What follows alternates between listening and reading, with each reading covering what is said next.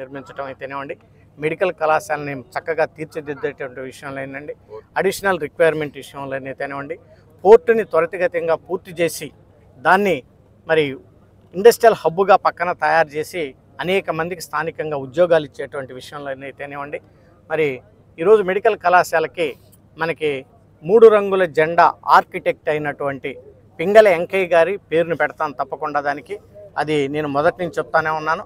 ఆ పేరు పెట్టి మచిలీపట్నానికి నేను గౌరవం తీసుకొస్తాను. అది నేను ఇంతకుముందు ట్రై చేద్దామని, ఇక్కడ శాసనసభ్యుడు దాన్ని పడనీయలేదు. సో ఆయన దరిద్రం పోయింది కాబట్టి ఇప్పుడు డెవలప్మెంట్ యాక్టివిటీస్ విషయంలో నాకు అందరు సహకరిస్తారు కాబట్టి నేను అనుకున్నటువంటి డెవలప్మెంట్ యాక్టివిటీస్ అన్నిటిని కూడా నేను తప్పకుండా చేస్తాను.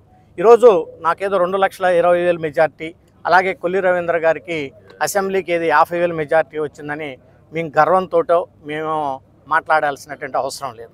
కానీ ఇక్కడ శాసనసభ్యుడు చేసినటువంటి అరాచకాలకి ప్రజలు ఏం చెప్పారంటే, దాన్ని మనం గెలుపు ఓటములు అనేది జనరల్గా సహజం, ప్రజలు తరిమి కొట్టారు వాళ్ళు ఇంత మెజారిటీ అంటే. దాన్ని ఎందుకు ఈ రకంగా చేశారనేది వాళ్ళని ఆత్మ పరిశీలన చేసుకోవాలి. ప్రజలకు అనుగుణంగా వాళ్ళ మనసులో ఏదైతే ఉందో అందరినీ కలుపుకొని పోయి అందరినీ మరి నేను తప్పకుండా ఈ నియోజకవర్గాన్ని డెవలప్ చేస్తాను. స్థానికంగా నా ఎంట ఉండి నడిపించినటువంటి అన్న బండి రామకృష్ణ గారు అయితేనేవ్వండి, మిగిలిన పెద్దలందరూ అయితేనేవ్వండి, వాళ్ళందరికీ కూడా నా హృదయపూర్వక ధన్యవాదాలు తెలియజేస్తున్నాను.